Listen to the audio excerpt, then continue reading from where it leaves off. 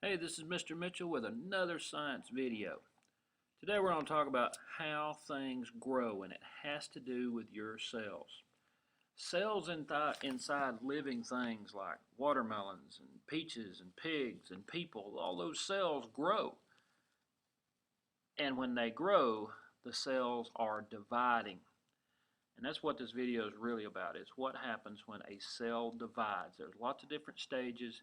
Go ahead and write down the questions, and we'll talk about how things grow and what it has to do with the cells. Bigger things have more cells than smaller things. And what happens when people grow is, and animals grow, is the cells end up multiplying. And they multiply, it sounds kind of mathematical, by dividing first. So cells are dividing in your body probably even as you're watching this.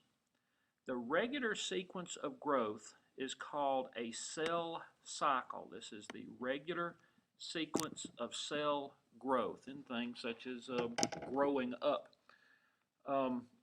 Cells grow, they prepare for division, and they divide into new cells. And these new cells are called daughter cells. So whenever a cell divides and expands, it's called a daughter cell. Each daughter cell then prepares to divide again, just pretty much soon as they divide the first place. They're almost often very rapidly dividing when you get into a cell cycle. And there happen to be three stages of the cell cycle: interphase, mitosis, and cytokinesis. These are the three stages of the cell cycle. Now there's one of these stages that's going to be a little bit longer than the others, so just kind of bear with us as we have a lot to learn on this. Well, anyway, stage one is interphase. Let's talk a little bit about these phases. Now this stage right here is interphase. Interphase, I'll kind of have to tell you what goes on because you can't really tell a whole lot from here. But in interphase, the cell grows and it makes a copy of its DNA. So instead of one strand of DNA, there are two strands of DNA, and they're going to look like this. And in fact, here is what must be a picture from an electron microscope of DNA inside someone's cells. But DNA will look kind of like this, and we'll talk more about that in just a little bit. But it makes a copy of its DNA and it prepares to divide, and this will be in the interphase section. I'm just going to draw an eye right there. Oh, what am I doing? Just going to draw an eye right there instead of writing it all out. So it's kind of preparing to split. It prepares to split by making a copy of its DNA. So that's what you can remember of this phase. In the growing process, this cells will make some of these new things we've learned, some of these things we've learned about in the cell. It will make new ribosomes. It will produce new enzymes, and all of this is in the interphase section. It's kind of preparing itself to divide. It makes copies of mitochondria, it divides the chloroplast, and it makes that copy of the DNA. Now keep in mind, the DNA is going to be inside the nucleus. It is inside the chromatin in the nucleus. That's where the DNA is. This whole process of dividing the cells and dividing the DNA is called replication. It's called replication. Before dividing, the cells contain two identical sets of DNA, and that's what happens when it divides. It already has two identical sets of DNA. And that's when we go to stage 2, mitosis. Now, this looks like more than two stages. The entire mitosis stage is going to encompass these 4 stages. And this is the one that was a little bit more detailed than the others. This is the mitosis stage. I'm just going to do M for mitosis. But anyway, here is where you actually have the dividing of the cells. You can see at the very end what is happening. It goes from just copies of things to dividing. Now you probably have noticed that there are 4 different phases of mitosis. 4 different phases of mitosis. So, they are prophase, metaphase, anaphase, and telophase. Let's talk about prophase. In the prophase, the chromatin condenses. The chromatin inside the nucleus condenses to form these double rod-like structures. These are the double rod-like structures. Those double rod-like structures are from the chromatin. The chromatin condenses. Remember, that's the gel-like substance around the nucleus.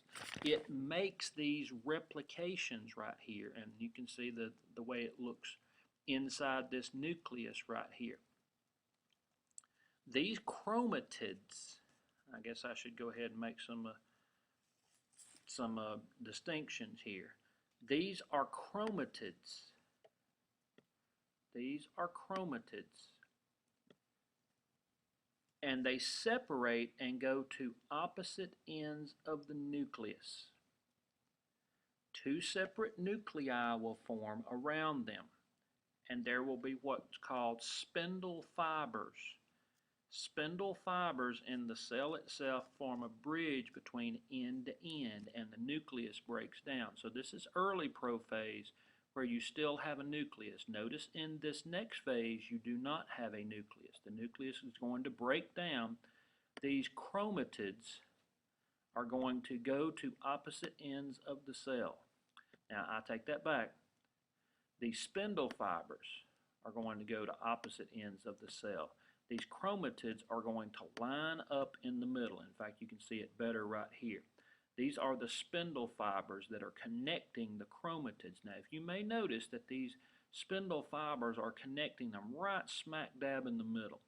You know, it's like an X. Right in the middle is where it's called the centromere. The centromere is where the chromatids connect. It's the middle of the X, I guess you might say. Lots of vocabulary in this one, so you'll have many things in which to remember. So these chromatids literally separate and go to the opposite ends of the nucleus before it divides. And the spindle fibers in the cell form the bridge between each. The nucleus breaks down. Now let's go to the metaphase. The metaphase, it looks like a basketball. See, you have these spindle fibers that are going all across here, and that's what makes it think that it looks like a basketball. The chromatids are lined up on the center of the cell. Remember, these are chromatids, and each is attached to a spindle fiber at its centromere. Now let's look at the anaphase. The centromeres split. Now you may remember that these centromeres each had a copy of the DNA on it. So this is like 2 DNAs. One is going one direction, one is going the other. So when you have the new cell, you have the DNA replica on either side. So what's happening in the anaphase is the centromeres split and each chromatid becomes a new chromosome. All move to the opposite end of the cell. The cell, as you can see a little bit here, stretches. The cell stretches and the opposite ends start moving apart, and this is then the anaphase. Here is the telophase. Some of you may not can see this as well because it's written small, but after the prophase, metaphase, anaphase comes the telophase. And you can see what's happening here. You already have stretching in the anaphase. In the telophase, the stretching pulls the one cell into 2 cells. The chromosomes lose their rod-like appearance. The chromosomes lose their rod-like appearance. You may remember that the chromosomes are these double rod-like structures. We called them chromatid. We called them chromatids, so you can also call them chromosomes. You know, they're probably more likely called chromosomes in textbooks and things such as that. So you could say that the chromosomes here lose their rod-like appearance. They don't look like, well, they do look like a rod here, but they will lose their rod-like appearance, and new nucleus will form. So what you literally have is 2 new cells that are about to show up right here. And stage 3 is cytokinesis. So we had interphase, we had mitosis, and now we have cytokinesis. Not as much the cytokinesis. The cytoplasm divides. Some cytoplasm goes here, some cytoplasm goes there. Organelles follow. Mitochondria follow, one here, one there, and so on. And this actually starts a little bit during the telophase.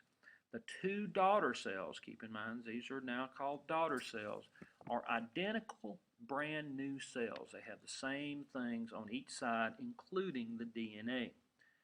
And often after cytokinesis, the cells start interphase again. So we have an almost immediate then start of dividing each of these cells. Cells tend to divide rapidly. They keep dividing. Now, I do need to talk a little bit about animal and plant cells. An animal cell, the membrane just pinches together. And you know, I suppose that's how it was here. It just kind of pinches together. You can see the pinch there, but you can't really do that in the plant cell. In the plant cell, you have a cell plate that grows in between the two nucleuses. Sharp, come to the office for a phone call. Lay Sharp, come to the office for a phone call. Sorry about that. But anyway, the growing cell plate ends up becoming part of the cell wall over there. So that's what happens in plant cells. Now DNA, you may remember, is going to both sides. Now DNA, there's a lot we can talk about on DNA. This is going to be kind of a quick version because we're not going to talk about it in full detail just yet. But DNA has nitrogen bases. All these stair steps, you might say, are nitrogen, and they're what they're called as the bases. And the bases have pairs. Now the pairs are adenine, thymine, guanine, and cytosine, and they have to be matched up there. So what happens is it's called a double helix formation. That's what this is typically called on DNA. And whenever it replicates, it unzips. You can kind of see how this is like a zipper. If you were to put pressure on one end and the other, the lights just went out on me. Oh well, that's okay. I have battery power. So it unzips one direction and unzips the other direction. They have to fit exactly whenever they do end up zipping back together, and they're going to be a perfect replica. Oh, lots you can talk about with DNA. Hey, I hope you've learned a little bit about the dividing of cells, and I know you got a lot to remember, but make sure you can handle all this vocabulary. Hope you've learned a lot. Bye-bye.